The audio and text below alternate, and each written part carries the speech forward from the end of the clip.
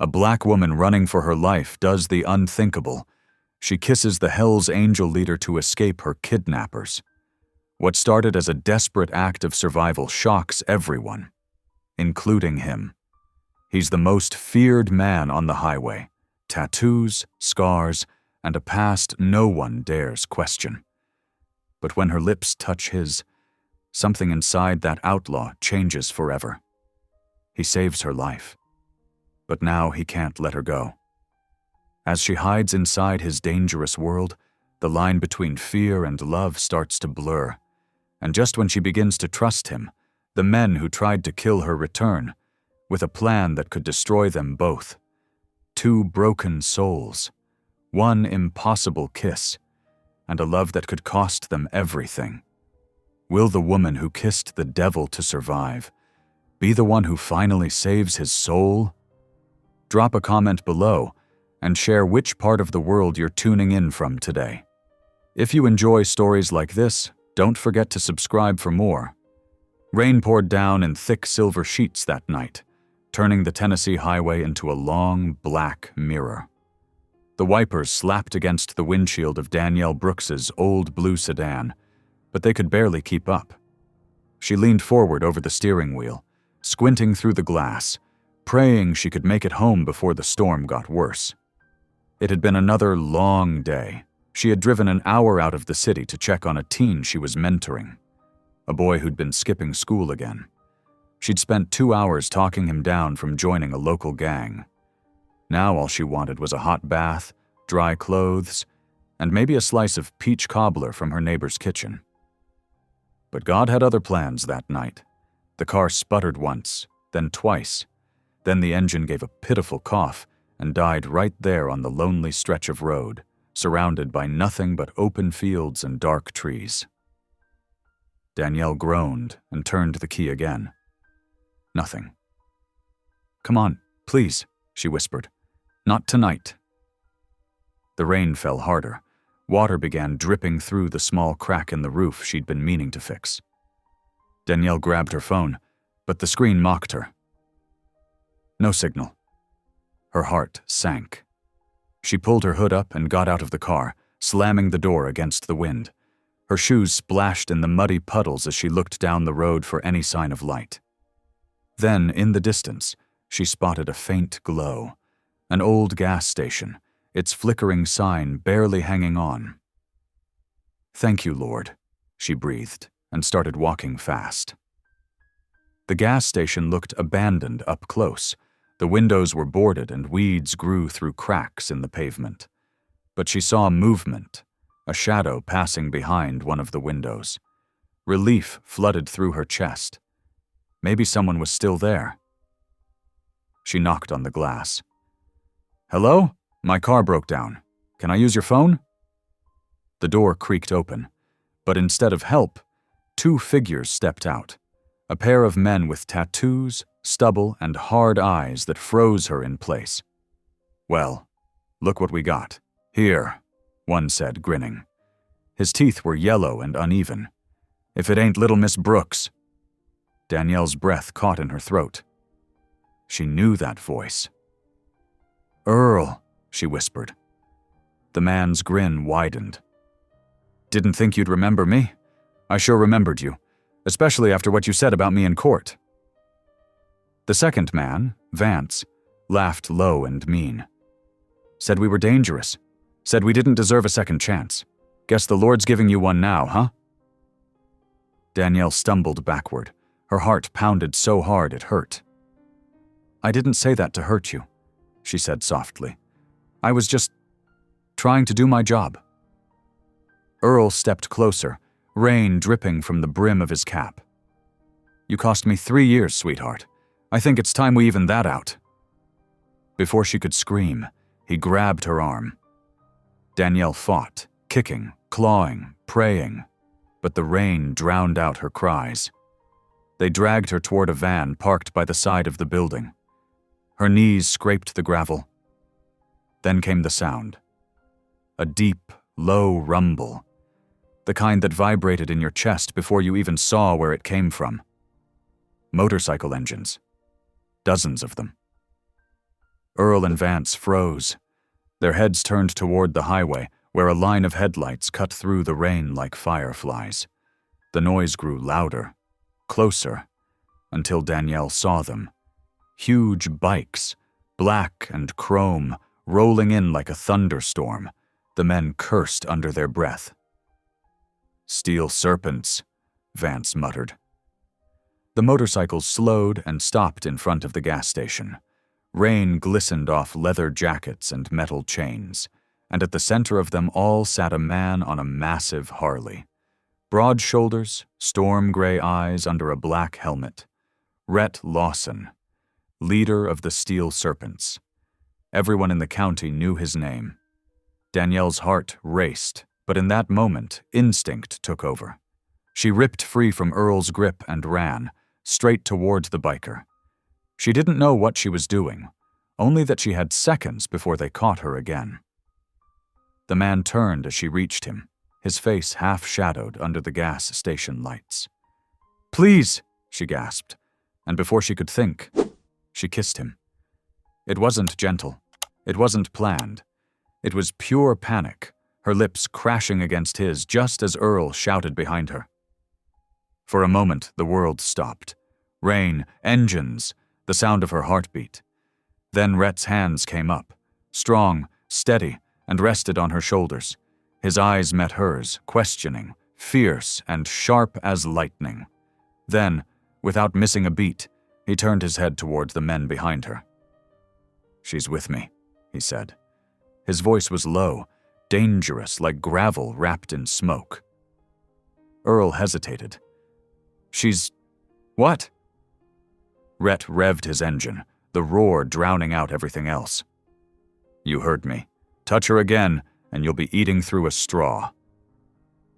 The other bikers laughed, loud and rough. The kidnappers stepped back, their courage crumbling. "Come on, man," Vance stammered. "We didn't mean nothing." "Then walk away," Rhett said. "Now." The men glanced at each other, then at the row of engines lined up behind Rhett. There were at least 10 bikers, each one looking ready for a fight. Earl spat on the ground, then pulled Vance back toward the van. "This ain't over," he growled. "Sure it is," Rhett replied. "It's over when I say so." The van screeched off into the night. Danielle stood frozen, rain running down her face, her breath coming in shivers. She realized she was still clutching Rhett's leather jacket. "Let go," he said quietly. She dropped her hands, stepping back. I'm sorry. I didn't know what else to do." He looked at her for a long moment, unreadable. Then he reached up, took off his helmet, and shook the rain from his hair. "You picked one hell of a night to break down," he said. That made her almost laugh, even through the tears. "My car died. My phone, too. I was just trying to get home." Rhett glanced toward the dark road. "Not tonight, you're not. Those men will circle back once they sober up." He nodded toward his bike. "Get on." Danielle blinked. "On... that?" "Unless you'd rather wait here alone," he said, his tone even. She hesitated, but the memory of Earl's eyes made her decision. She climbed onto the back of the bike, gripping the sides tightly. Rhett started the engine and the sound made her heart jump. "Hold on," he said. She did. The bike roared forward, the wind and rain whipping through her hair. She didn't know where they were going, but for the first time that night, she felt safe. They rode for miles, the dark fields rushing by in blurs of silver and black. When they finally stopped, she saw a cluster of old warehouses turned into a compound with a glowing neon serpent sign out front. Rhett parked near a metal door and turned off the engine. "This is my place," he said simply. "You'll be safe here." Danielle climbed off, her legs shaking. The other bikers followed, some curious, some smirking. Rhett shot them a look that silenced them instantly. Inside, the compound smelled of oil, smoke, and coffee. It was warm, lit by yellow bulbs that buzzed softly. Rhett led her to a small office with an old couch and a blanket. "Stay here tonight," he said.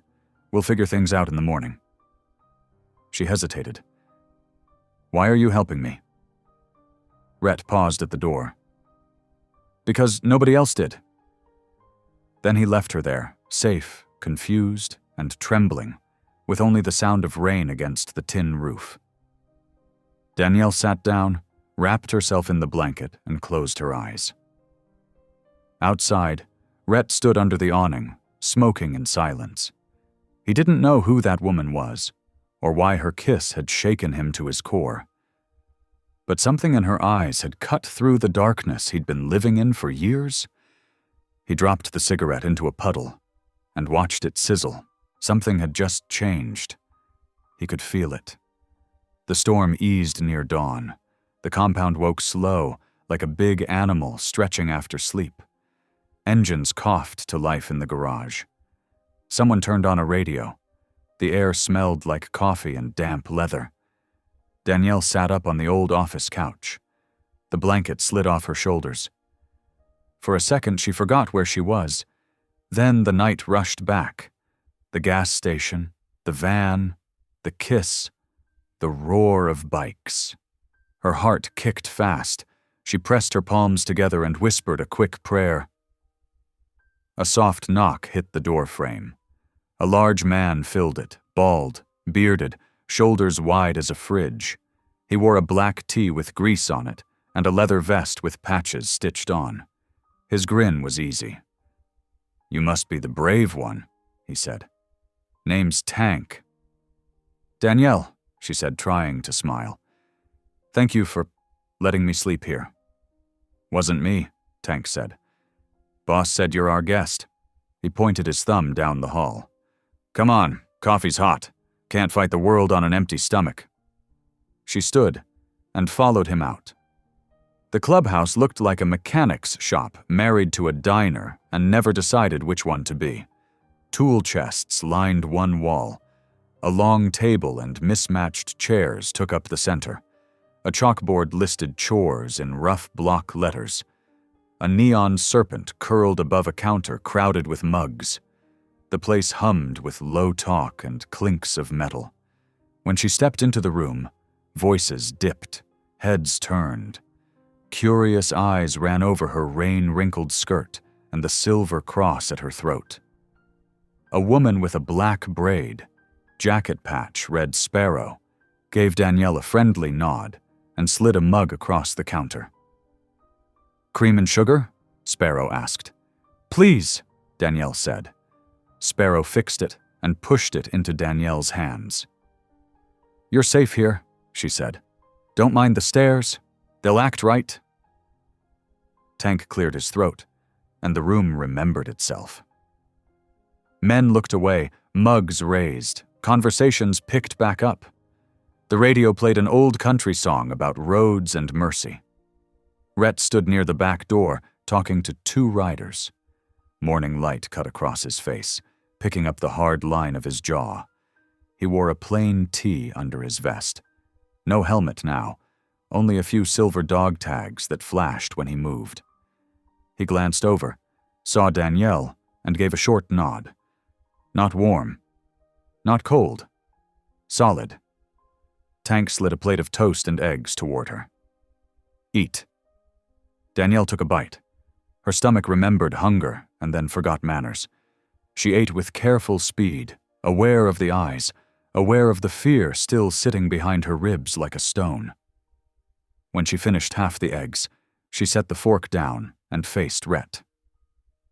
"Thank you for last night," she said, voice steady.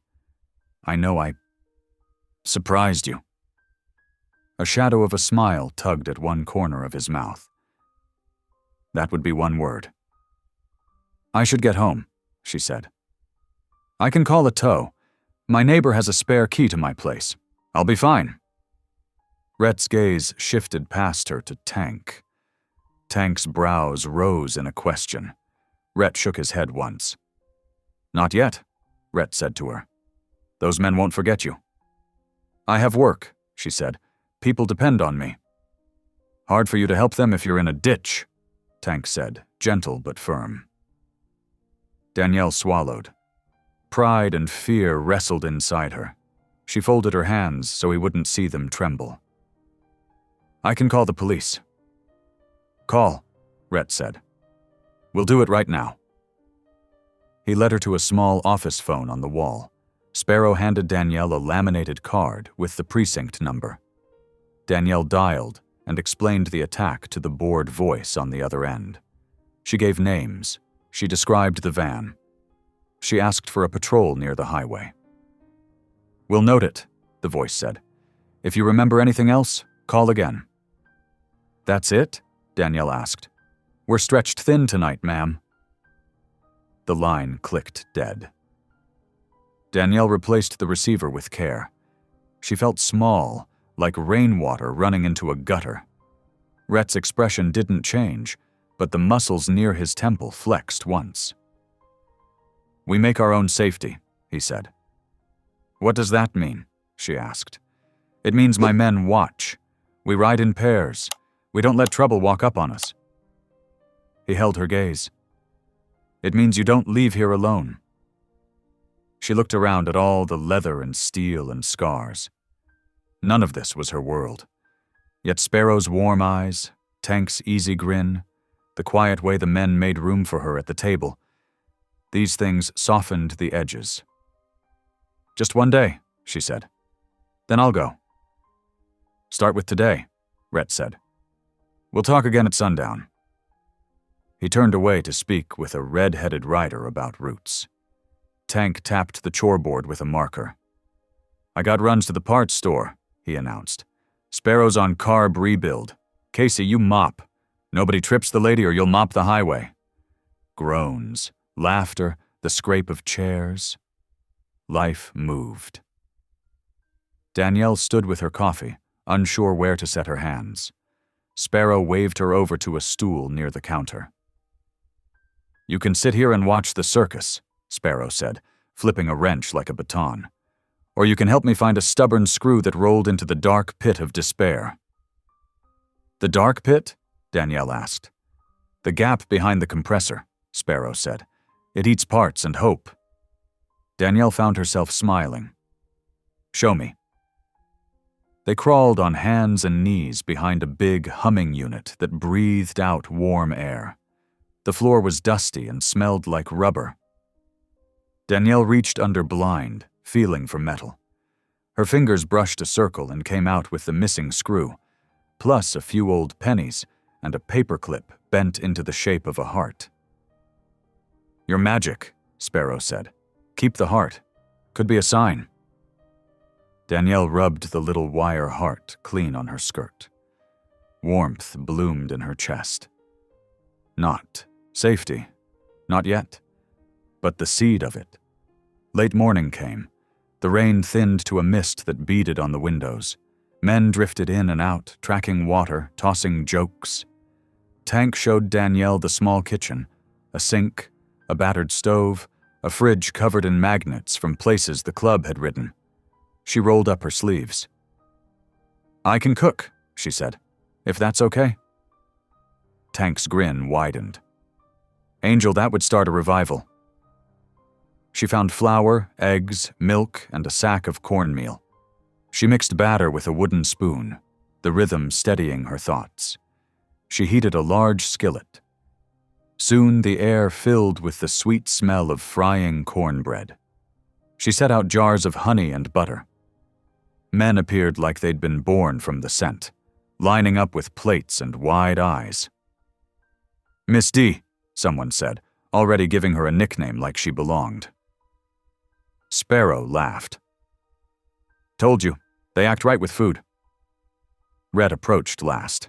He watched the line move until it was almost gone, then took a plate she handed him. Their fingers brushed. A small spark jumped under her skin. Thank you, he said. You're welcome, she said. He took a bite and nodded once. No big smile. But he went back for seconds, which said more than words. The day stretched. Danielle washed dishes while Sparrow talked about engines in a sing-song voice, that made the terms sound like poetry. Tank hauled boxes. Every so often, Danielle looked toward the door, half expecting the van to slide up to the curb like a shark fin in slow water.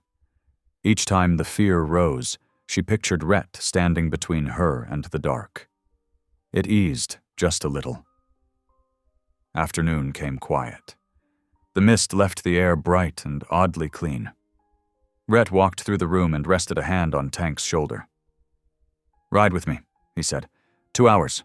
West Loop. Tank grabbed his helmet. "You sure you're okay here?" he asked Danielle. She nodded. "I'll be fine." Rhett's gaze touched her face for a long breath. Something unreadable passed there. Worry, maybe. Regret. He tipped his chin and left. Engines fired. The gate rolled open and closed again, the metallic clatter echoing. Silence fell after the sound of the bikes faded. Sparrow turned the radio down to a soft hum. Danielle wiped the counter, dried her hands, and stood at the window. That was when she saw it. A white panel van idled at the end of the road. Far enough to pretend it wasn't watching. Close enough to prove it was. Even at that distance, the posture felt familiar, like a bully leaning in. Cold slid down Danielle's spine. "Sparrow," she whispered. "Look." Sparrow joined her at the glass. Her face went hard.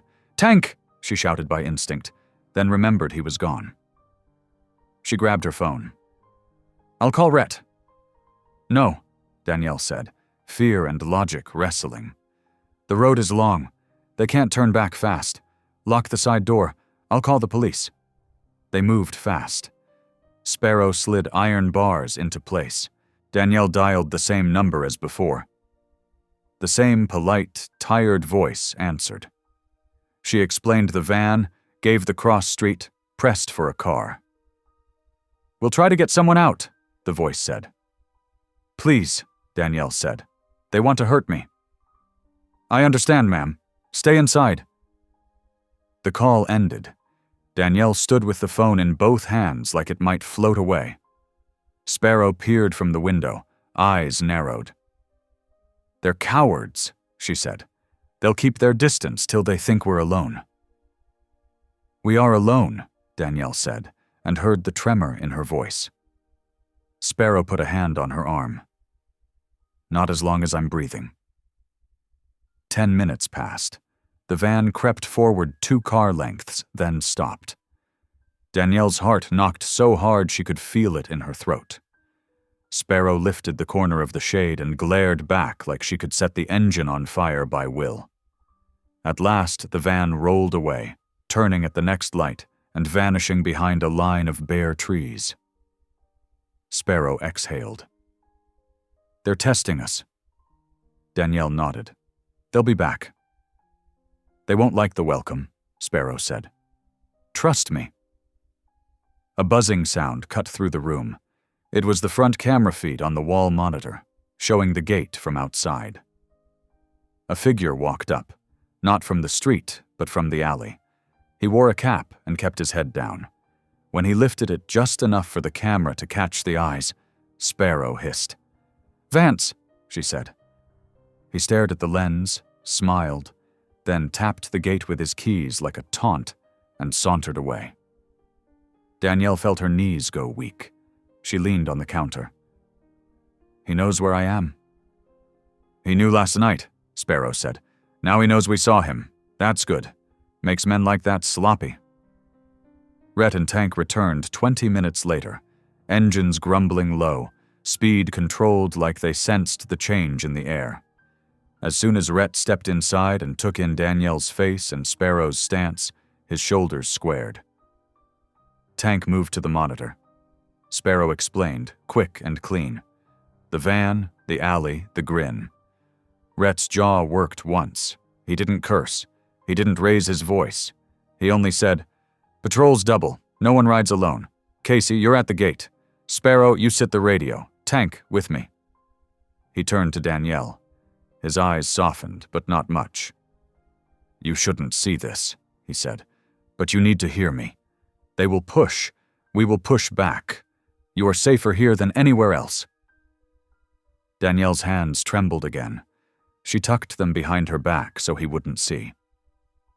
"I can't live here," she said. "I have a job. The kids—" "We'll call your workplace," he said. "You're out sick for a few days. I'll send someone for your car and your things. You stay where my men can keep eyes on you. That's the deal." "It doesn't feel like a deal," she said, tears sharp in her voice. "It feels like a cage." "It's a shelter," he said. "Storm's still on." She met his gaze and saw that the words cost him. He wasn't used to asking. He wasn't asking now, not really. He was building a wall around her with his body, his men, his rules. And somehow it didn't feel like control. It felt like care from someone who never learned the soft way to give it. Tank stepped in, voice gentle. "Let us do this, Miss D. You fed us. Let us return it." She pressed her lips together and nodded once. 2 days, she said. "Just 2. Rhett didn't argue. "We'll start with tonight," he said, echoing his words from the morning. "One step, then the next." He assigned cots in the office, hers and a second one for Sparrow to share the space so she wouldn't be alone. He ordered 2 men to the roof with binoculars and a third to sweep the alley. The place changed shape, the easy feel tightening into a quiet, alert hum. Danielle felt strange comfort in the order of it, the way each man knew his job and moved without fuss. Near dusk, the sky turned the color of a bruised peach. Tank brought in a box with a borrowed flip phone, a clean sweatshirt, and a small first aid kit. "Housewarming," he said. "The phone's for you.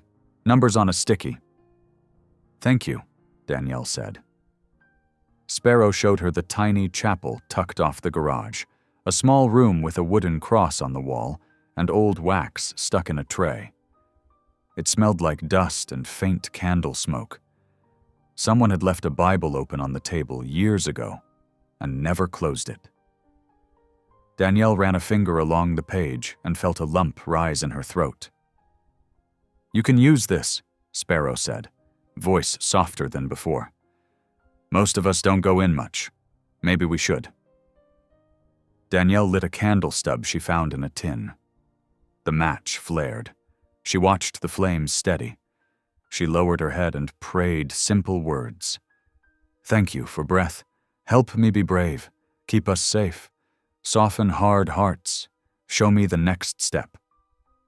When she lifted her head, Rhett stood in the doorway. He didn't step in.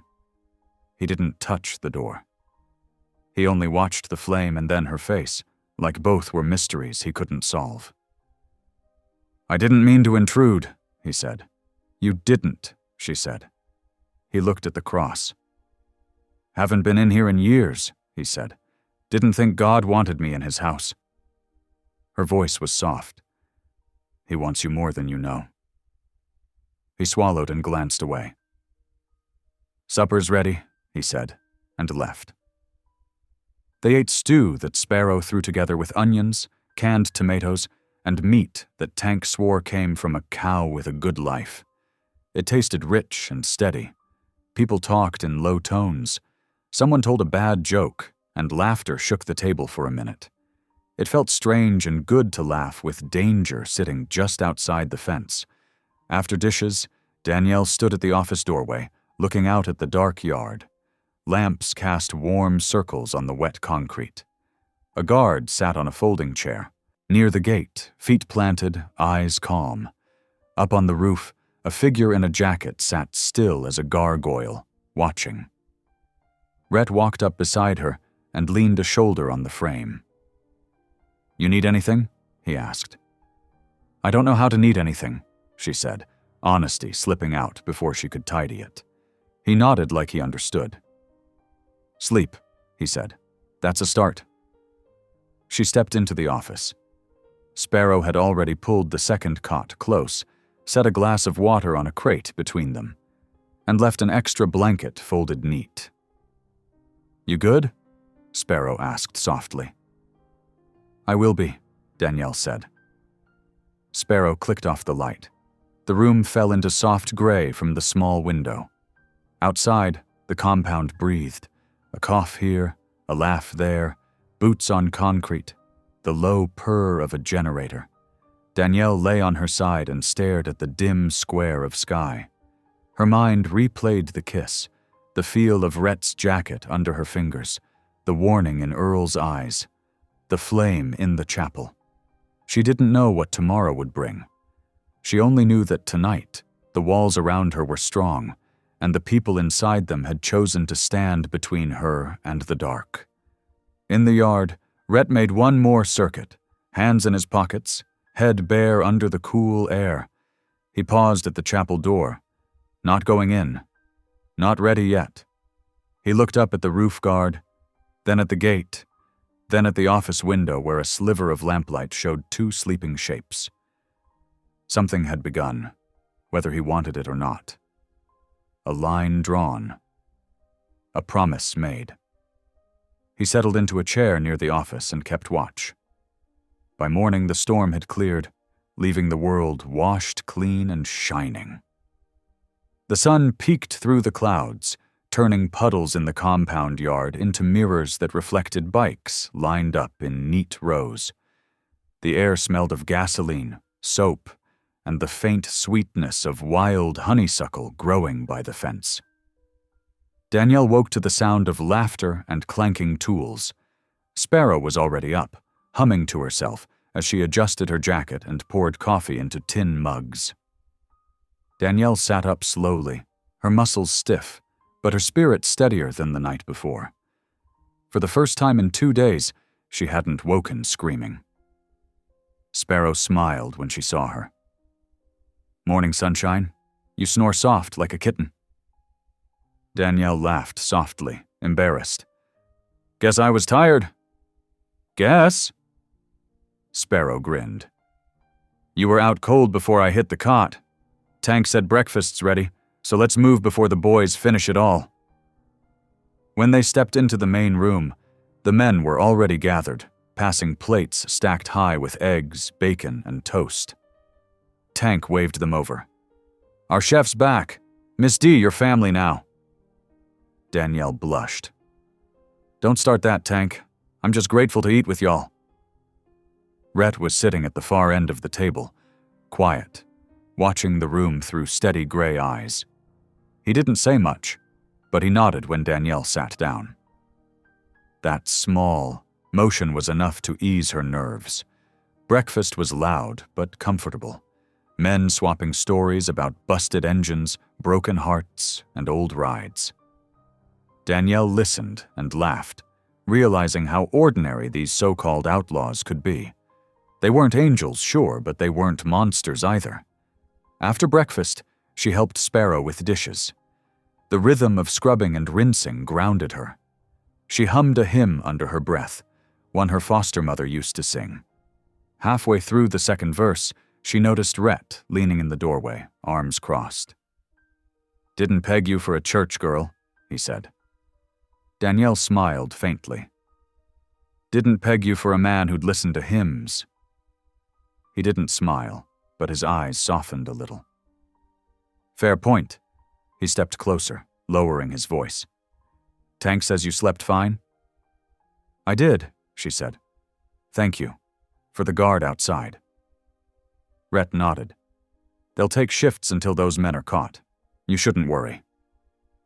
"Hard not to," she admitted. "They know where I am now." He looked at her a long time, his jaw tightening. "Then they'll wish they didn't." For a heartbeat, Danielle saw a flash of something dangerous in his eyes, an anger sharp enough to cut.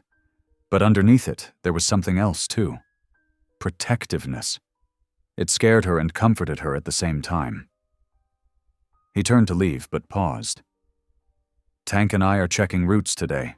Stay close to Sparrow." "I will," she said. When the bikes rumbled out of the yard an hour later, Danielle stood by the window, watching the dust rise behind them. Sparrow leaned beside her. "He's got that soldier thing," Sparrow said. Always watching, never resting. Used to drive his old lady crazy." Danielle looked at her, surprised. "He was married?" Sparrow nodded. "Engaged. Sweet girl named Casey. Same name as one of the boys, funny enough. She overdosed years ago. He never got over it. Don't let that hard shell fool you. Man's been bleeding on the inside since the day she died." Danielle looked back toward the road. "That kind of pain doesn't heal easy." "No," Sparrow said softly. "But maybe it can." The rest of the morning passed quietly. Danielle cleaned the office, swept the floors, and mended a torn patch on Sparrow's jacket. It felt good to keep busy, to make herself useful. Every so often she caught one of the men watching her, not with lust, but curiosity, as if trying to figure out how this well-spoken, soft-hearted woman had ended up in their fortress. By noon, the sun burned high. Sparrow convinced her to step outside for fresh air. They walked around the fence line, the world glittering with leftover rain. "You know," Sparrow said, "most people don't last a day here. They come in scared, leave scared. You're different." "I've been scared enough times to know it doesn't help much," Danielle said, smiling a little. Sparrow laughed. "That's the truth." They stopped by the side gate, where a stray dog had been hiding under a truck. Danielle crouched and held out her hand.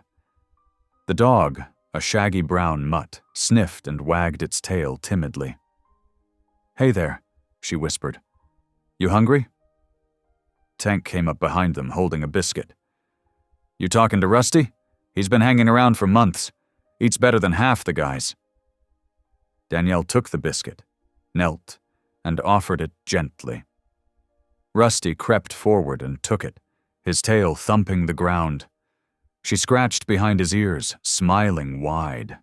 Sparrow folded her arms. "Look at that. He don't even let me touch him. You're some kind of miracle worker, Miss D." Danielle laughed softly. "No miracle, just patience." That afternoon, Rhett returned. Dust clung to his boots, and the look in his eyes told her the ride had been rough. He called Tank aside, speaking low. Danielle pretended not to listen, but caught words. Van spotted, back road, police useless. Her stomach knotted. When Rhett's eyes found hers across the yard, she looked away quickly, pretending to pet the dog. Later, while the men worked on bikes, Danielle made sandwiches and lemonade. She carried a tray out to the yard. Rhett took one without a word. He was grease-stained, sweaty, tired. But when he met her gaze, something unspoken passed between them. "You don't have to do that," he said, nodding to the tray. "I know," she said, "but it makes me feel normal." He took a slow sip of lemonade, watching her. "You're not scared of me, are you?" She hesitated. "I was, a little. Not anymore." "Why not?" "Because I think you're more than what people say you are." He didn't answer. His throat moved, like the words had caught there. Then he handed her the empty cup. "Keep the lemonade coming, Angel." The nickname startled her, but in his mouth, it didn't sound mocking. It sounded like a promise. As the sun dipped low, the compound grew quiet again. Danielle helped Sparrow close up the shop, then walked to the chapel alone. The small wooden cross glowed faintly in the lamplight. She lit a candle and sat for a long while, listening to her own heartbeat. When she finally stepped outside, Rhett was sitting on the steps, arms resting on his knees. He looked up as she joined him. "Long day," he said. "Long couple of days," she replied. He glanced at the candlelight flickering through the chapel window. "You really think God listens?" "Yes," she said simply. "Even when we don't deserve it." He looked down at his hands. "I stopped believing a long time ago." "Then maybe it's time to start again." For a moment, silence stretched between them, gentle as the night breeze. Then Rhett stood, brushing the dust from his jeans. "Get some sleep," he said. "Tomorrow might be harder." She watched him walk away, the soft rumble of his boots fading into the dark. In that moment, Danielle realized something she couldn't quite name. Something between fear and faith, hope and danger. Maybe God hadn't sent her into the storm to test her. Maybe he'd sent her to someone still caught in his own. 2 quiet days passed, the kind of days that felt almost too peaceful to trust. The sun rose over the compound like a promise, spilling gold across the bikes parked in perfect rows. The men worked, laughed, and teased one another. Danielle even started to relax, though the fear in her chest never fully left. It just sat quietly, waiting. That morning, she stood by the laundry line with Sparrow, pinning shirts that flapped in the wind like small white flags. The smell of soap and sun-warmed fabric filled the air. Rusty, the stray dog, napped under the porch steps, his tail flicking lazily. "I never thought I'd be hanging laundry at a biker compound," Danielle said, smiling faintly. Sparrow grinned. "Girl, life's a funny ride. Sometimes God sends us where he knows we'll be needed, even if it ain't where we planned to go." Danielle opened her mouth to reply, but stopped.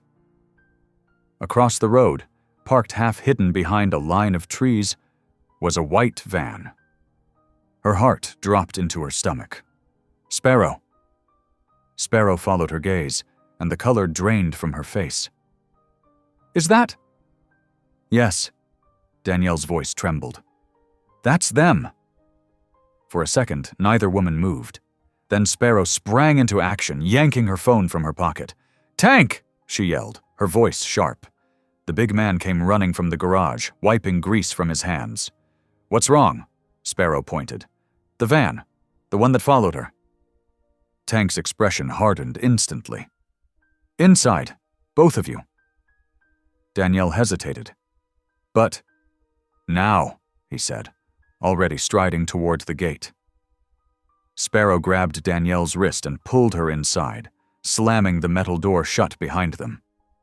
Through the small crack between the slats, Danielle saw Tank standing tall, shoulders wide, arms crossed. The van lingered for a few long seconds. Then, slowly, it backed up and drove off.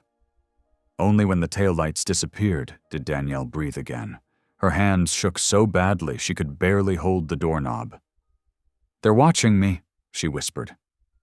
"Not just you, honey," Sparrow said softly. "They're testing him." Danielle frowned. "Rhett?" Sparrow nodded. "They want to see how far he'll go for you." That thought made Danielle's stomach twist. She didn't want anyone hurt because of her. She'd already brought danger here. Now it was growing. When Rhett returned from the supply run that afternoon, Tank met him at the gate and told him everything. Danielle watched from the porch as Rhett's face darkened. He didn't raise his voice, but the air around him seemed to tighten. He turned, eyes sharp as steel, and walked straight toward Danielle. "Inside," he said quietly. She followed him into the office, her pulse thudding in her ears. He shut the door behind them. "You saw them again?" he asked. She nodded. "Yes. The same van, same men, I think. They didn't get out, but did they talk to you? Take pictures?" "No." He paced the small room, jaw clenched. "They're getting bold. Too bold." Danielle swallowed hard. "Rhett, I don't want anyone getting hurt over me." He turned, his eyes meeting hers. "They crossed a line when they came near you again. That's on them, not you." She shook her head. "You don't understand. I've spent my life trying to fix broken people, not make them worse." Rhett's tone softened, but only slightly. "You didn't break them. The world did. And the world doesn't fix easy." Silence settled between them. She wanted to argue, but she saw something in his eyes that stopped her. A memory, a pain, maybe a mirror of her own. Finally he sighed. From now on, you stay inside the main building. If you need air, Tank or Sparrow goes with you. Clear?" "Yes," she said, though her heart rebelled at the idea of being trapped. He turned to leave, then paused. "You trust me?" The question hit her like a challenge. She thought of that night, the way he'd stood between her and death without even knowing her name. "Yes," she said softly. "I do." He nodded once and walked out, closing the door behind him. That night, the atmosphere in the compound changed.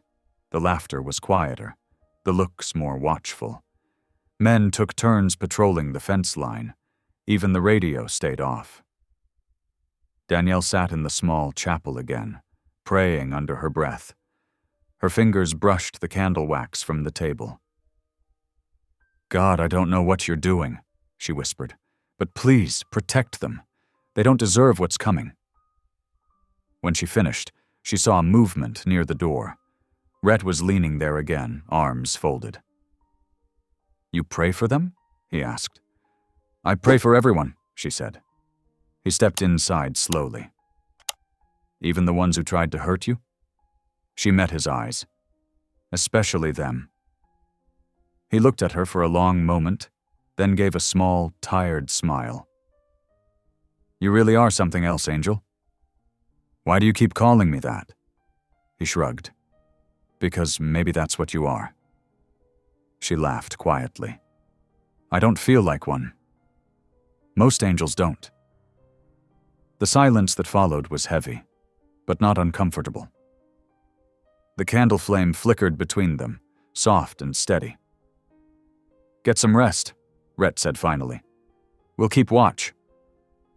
She hesitated. "What if they come back?" He smiled faintly, but his eyes were serious. "Then they'll find out what it means to mess with the wrong woman's guardian." That night, Danielle lay awake on the cot, listening to the hum of motorcycles and the steady footsteps outside her window. The fear was still there, but beneath it was something else. Trust, the kind she hadn't felt in years. And somewhere beyond that, though she couldn't name it yet, was something stronger than either. The next morning broke clear and golden, as if the storm, and the fear, had never been. For a while, the world seemed almost gentle again. Danielle woke to the smell of bacon and the sound of someone singing off-key in the kitchen. She smiled when she realized it was Tank. The big man was flipping pancakes with surprising care, humming a country tune that wobbled in and out of rhythm. Sparrow leaned against the counter, laughing as she teased him about burning half of them. Danielle joined them, rolling up her sleeves. "You two make quite a pair." Sparrow grinned. "We try. You want to bless this mess with your touch? Tank's turning them into charcoal." Tank handed Danielle the spatula with a sheepish grin. "Guess I better stick to fixing engines." "You're doing fine," she said kindly, rescuing one pancake before it blackened. "But I'll take it from here." They worked together, the kitchen filled with laughter and the smell of butter and syrup. By the time Rhett came in, everyone had a plate and a smile. He paused at the doorway, his gaze softening for half a second before he hid it behind his usual calm. "Didn't know we opened a diner," he said dryly. "Morning, boss," Tank said, shoving a plate toward him. "Miss D's running the kitchen now." Rhett took the plate, nodding his thanks. "Don't get used to it," he said. But when he sat down and took a bite, he didn't hide the small, genuine smile that followed. Danielle sat across from him. "You don't have to act so tough all the time, you know," she said lightly. He raised an eyebrow. "That so?" "Yeah, you can admit it's good." He swallowed his mouthful. "It's good. See? That didn't hurt," she teased. For the first time, Rhett actually chuckled, a low, deep sound that made everyone else glance up in surprise. Sparrow mouthed what just happened to Tank, and Tank grinned wide. After breakfast, Danielle helped clean, while Rhett headed out to the garage to work on one of the bikes. She watched him from the doorway for a while, fascinated by how focused he looked. His hands steady, his movements sure. There was something peaceful about it, like watching a craftsman at work.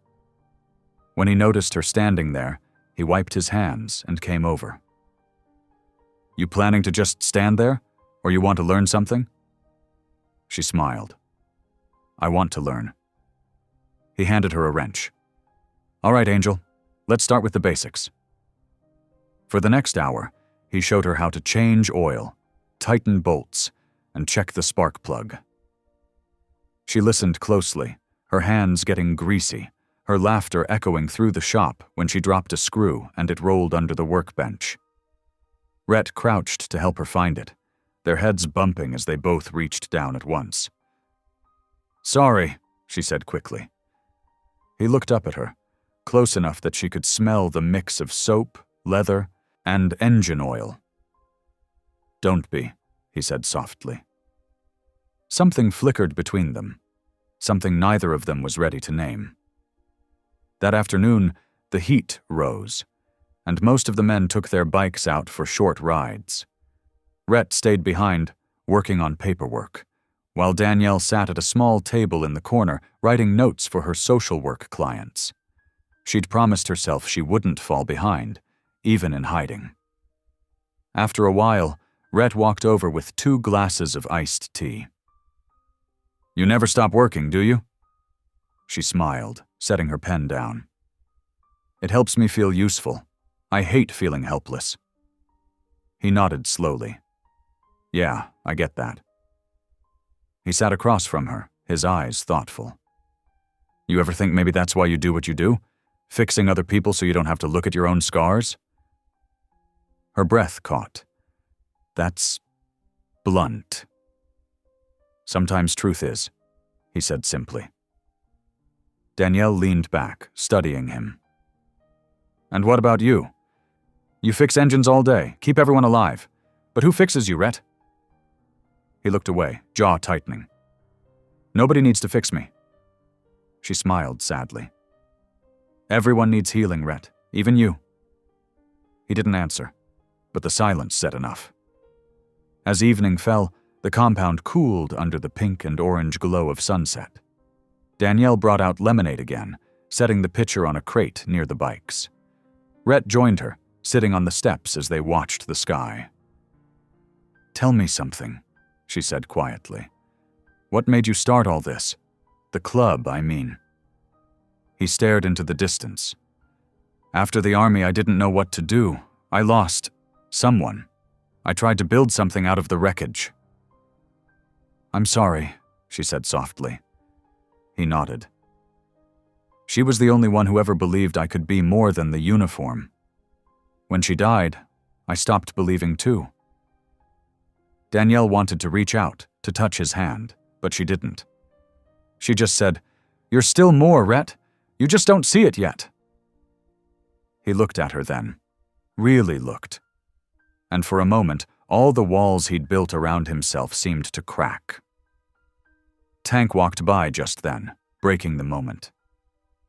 "Boss, cameras are up on the south fence. We're good for the night." Rhett nodded, standing. "Thanks, Tank." When Tank disappeared inside, Rhett turned back to Danielle.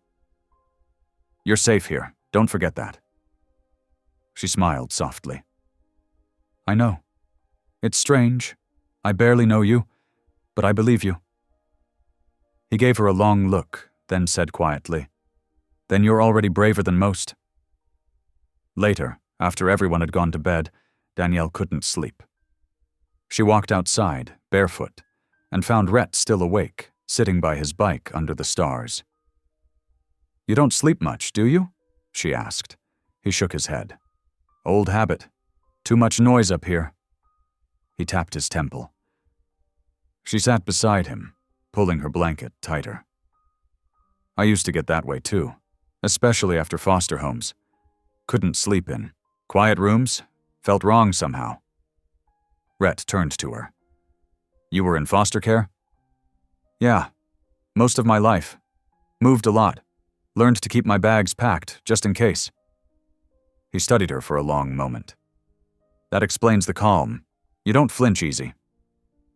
Danielle smiled. You learn to stand steady when everything around you keeps shifting. The night was quiet, except for the chirp of crickets and the soft rumble of a generator. They sat side by side, two people from different worlds, bound by something neither of them could name. After a long silence, Rhett said, "You know, Angel, that night you kissed me. It wasn't just survival, was it?" Her heart skipped. "What do you mean?" He smiled faintly. "It felt real, like it woke something in me I thought was dead." Danielle's breath caught. "I didn't mean for it to. I was scared." "I know," he said, "but maybe sometimes fear brings truth out faster." They sat in silence again, the air thick with something tender and new. Finally, Rhett stood and pulled on his jacket. "You should get some sleep," he said softly. She watched him walk toward the shadows, his figure fading into the dark. She knew she should go back inside, but her heart stayed there on that porch, beating to the rhythm of his footsteps. The next few days unfolded like a gentle sunrise, quiet, steady, and almost beautiful. For the first time since the night on the highway, Danielle woke without fear gripping her chest. The compound, once foreign and frightening, now felt strangely familiar. The sound of engines starting no longer made her flinch. The laughter from the garage felt like home. She got up early, fixing coffee before anyone else stirred. The morning air smelled like dew and pine. She carried 2 mugs outside and set one on the porch railing, waiting. She didn't have to wait long. Rhett appeared from the side gate, jacket slung over his shoulder, hair still damp from washing. "Morning," he said, taking the mug she offered. "Morning," she replied, smiling softly. "You were up before dawn again." "Couldn't sleep. Roads are quieter then." She sipped her coffee. "You think too much." He smirked. "Says the woman who prays for strangers in her sleep." She laughed quietly, shaking her head. "Guilty?" For a few minutes they just stood there, watching the sun spill over the mountains. It painted the bikes in gold and threw long shadows across the yard. Peace wasn't something Danielle had felt much in her life. But here, in this unlikely place, she felt it blooming quietly inside her. Later that morning, she cleaned the small chapel again, sweeping dust and rearranging the old hymnals. She placed a few wildflowers from the yard in an empty jar and set it on the table under the cross. The space began to feel alive again, as if it had been waiting for someone to remember it. When she came out, she found Tank and Sparrow watching from the doorway. Tank wiped his hands on a rag and said, "You keep this up, Miss D. You're gonna turn sinners into choir boys." Sparrow elbowed him. "Speak for yourself, Tank." Danielle laughed. "I'm not trying to change anyone. Just maybe bring a little light back." Rhett passed by, carrying a box of parts. He slowed as he looked into the chapel, then back at her. "Looks different," he said. "In a good way?" He nodded once. "Yeah, in a good way." By noon, the men had gathered for lunch. Danielle cooked beans and cornbread again, and Sparrow made sweet tea strong enough to wake the dead. They ate together at the long table, trading jokes. Rhett didn't talk much, but he smiled more easily now. Sometimes, when Danielle caught his gaze, she felt something warm spread through her chest, a soft kind of knowing that scared her more than any danger ever could. That afternoon, she took a walk around the compound with Rusty at her heels.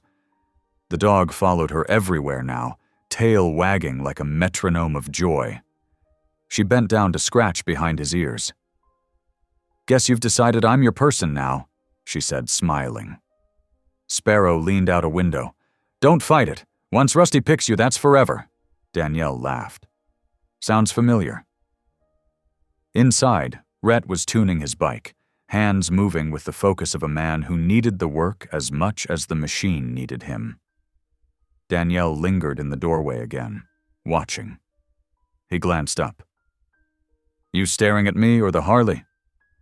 "Both," she teased. He grinned faintly, setting his tools down. "Want to learn something new?" She nodded eagerly, stepping forward. He showed her how to check the oil filter, his voice patient, his touch gentle when he adjusted her grip on the wrench.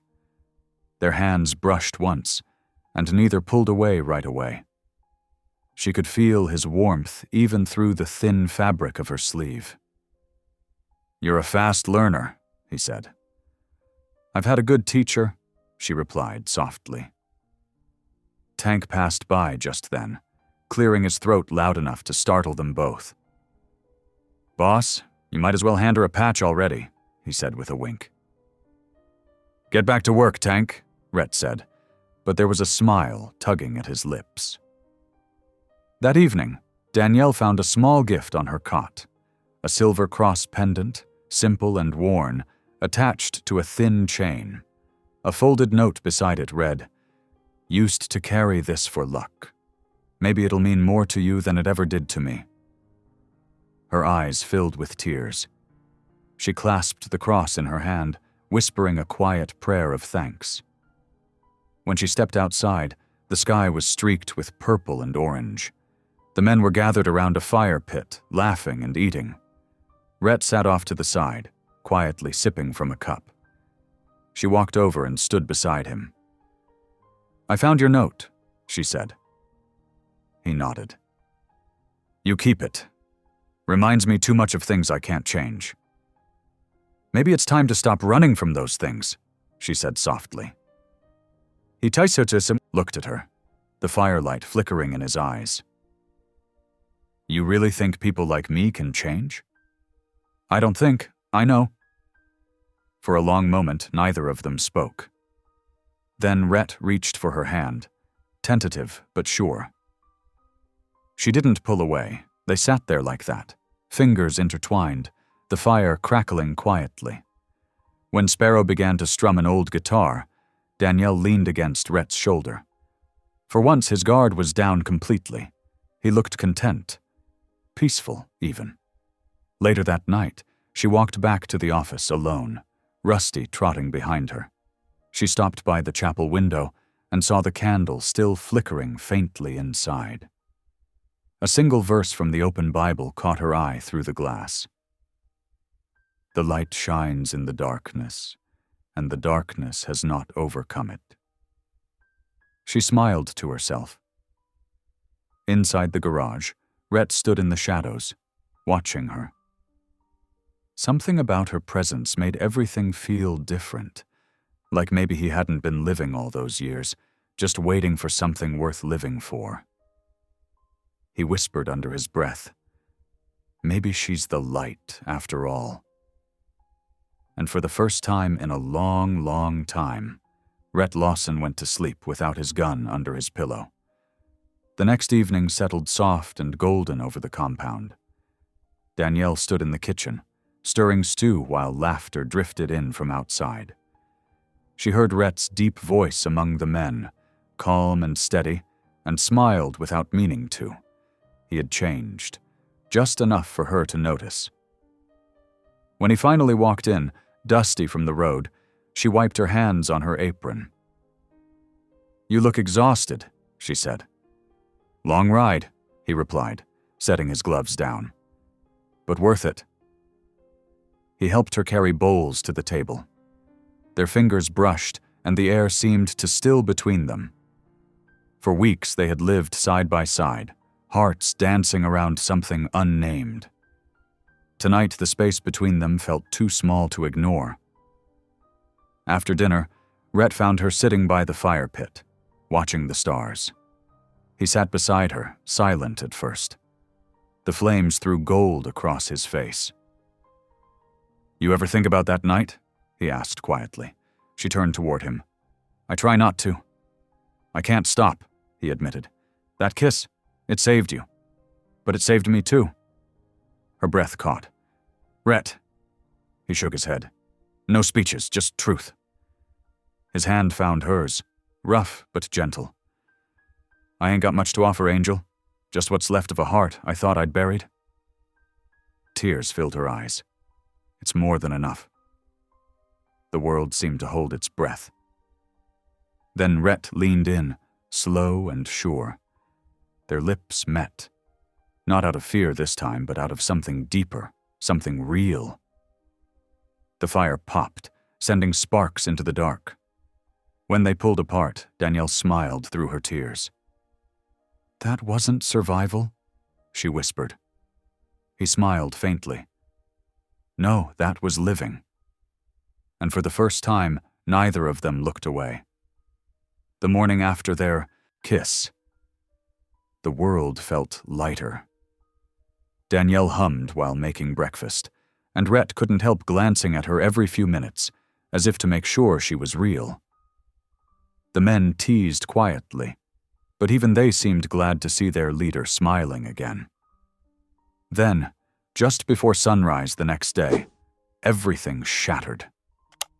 The sound of boots and shouting tore through the quiet. Sirens wailed outside the compound.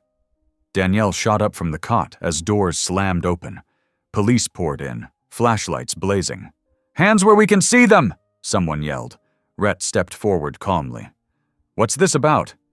"You're under arrest for assault and illegal weapons possession," the officer barked. Two others grabbed him, forcing his hands behind his back. Danielle's voice broke. "Wait! He didn't do anything!" "Ma'am, stay back." Tank tried to speak up, but they shoved him aside. Danielle's heart pounded as Rhett met her eyes over the chaos. "Don't lose faith, Angel," he said, before they pushed him towards the gate. Within minutes, the roar of engines and police cars faded, leaving a terrible silence. Danielle stood frozen, her breath catching on every heartbeat. Sparrow's hand landed on her shoulder, trembling. "They framed him," Sparrow whispered. "Earl and Vance, this has their stink all over it." Danielle's eyes filled with tears. "Then we'll prove it." She drove to the station, begged to see him, but the officers refused. Alone in the parking lot, she pressed her forehead to the steering wheel and prayed. "God, please, show me what to do. Don't let them take him for good." When she finally saw Rhett through the jail glass that evening, he looked tired but unbroken. She placed her hand against the glass, whispering, "I won't stop until you're free." He smiled faintly, the kind that carried hope through bars and concrete walls. "I know you won't." The days after Rhett's arrest stretched long and empty. The compound felt like a house with its lights blown out. Danielle tried to keep busy, washing dishes, helping Sparrow with small chores. But the silence pressed on her chest like a weight she couldn't lift. Everywhere she looked, she saw traces of him. His jacket hung on a hook by the door. His coffee mug sat unwashed on the counter. Even Rusty whined at night, curling up near Rhett's empty chair, as if waiting for him to return. Tank did his best to reassure her. "He's tough, Misty," he said gently. "Ain't the first time life tried to break him." "I just don't want this to be the last," she whispered. When she couldn't sleep, Danielle sat in the chapel. The candle she'd lit days ago had burned down to a stub, but she lit another anyway. She read from the Bible Rhett had once stared at in silence, finding comfort in the words, "Do not be afraid. I am with you." The next morning she drove into town, her nerves raw. At a gas station near the edge of the county, she found security footage, grainy but clear. It showed the same white van parked near the crime scene. Her heart jumped. "This is it," she whispered. She took the footage to a lawyer Pastor Elijah recommended. The lawyer, a patient woman with kind eyes, nodded slowly. "If what you're saying is true, we can clear his name. But it'll take courage." Danielle smiled through tears. That's one thing I have left. That night, she wrote Rhett a letter. They think they've beaten you, but they haven't. I found the proof. Hold on a little longer. When she sealed the envelope, her hands were shaking, but for the first time since the raid, her heart wasn't afraid. Hope had found its way back, steady as a heartbeat. The courthouse smelled of rain and old wood. Danielle stood outside the courtroom, her hands trembling around the file that held the security footage. Every breath felt heavy, but she whispered a prayer under her breath. Lord, give me strength. Inside, Rhett sat at the defense table, chains on his wrists but his head high. When their eyes met, she saw the same quiet fire that had first saved her. The judge called for order, and the trial began. The prosecutor painted Rhett as a violent biker, a man beyond redemption. Each word cut through Danielle like glass, but when her turn came, she rose slowly, heart pounding. That's not who he is, she said firmly. He's a man who saved my life when no one else would. The courtroom fell silent. She held up the footage showing the white van, the kidnappers, near the compound the night before the raid. The evidence was clear. Gasps rippled through the room. Rhett's lawyer presented the rest, tying the pieces together until the truth stood plain as day. He'd been framed. When the verdict finally came, the judge's voice softened. Charges dismissed. Danielle ran to Rhett as guards unlocked his cuffs. He caught her in his arms, holding her close as tears filled her eyes. Told you not to lose faith, Angel, he whispered. The courtroom blurred around them, filled with murmurs and the sound of hope rekindled. Outside, rain began to fall again, but this time it felt like cleansing. That night, the compound came alive again. A bonfire burned bright in the yard, sparks leaping into the dark sky. The men gathered around, cheering as Rhett stood before them, free at last. He held his old leather patch in one hand, the symbol of the life that had once chained him. Danielle stood beside him, her hand resting lightly on his arm. This, Rhett said, holding up the patch, used to mean fear and pride. Now it just reminds me of what I almost lost. Tonight we burn it, for good. He tossed the patch into the fire. Flames swallowed it whole, roaring with life. One by one, the bikers followed his lead, throwing theirs in too. Laughter and relief mixed with tears. Sparrow strummed her guitar, and Tank handed out mugs of sweet tea instead of whiskey. The air shimmered with peace. Rhett turned to Danielle, eyes soft. You're the reason I made it out. She smiled, tears glinting in the firelight. No, Rhett. You found the reason yourself. He brushed her cheek with his thumb, pulling her close as the fire cracked behind them. Then let's start new, together. And for once, forever didn't sound impossible. Months later, the sound of motorcycles still filled the valley. But this time it wasn't about rebellion.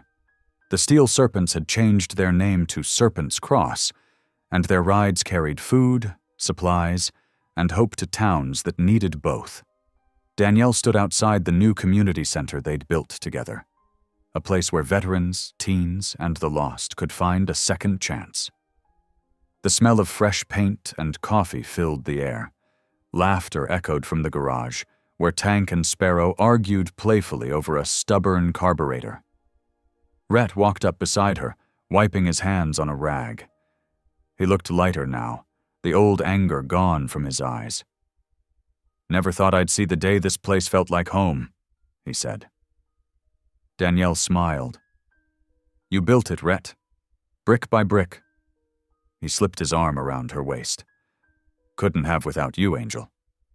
Across the yard, a group of kids waved as they climbed onto small bikes Rhett had repaired. Their laughter rang out like a promise. As the sun began to set, Rhett and Danielle rode out together, side by side, the wind lifting her hair. The same road that once nearly took her life now carried them toward something beautiful. Rhett glanced over, smiling. That kiss really did change everything, didn't it? Danielle laughed softly. No, Rhett. It just showed us what love can save. And they rode on into the light. Thank you for listening. Stories connect us in the most unexpected ways.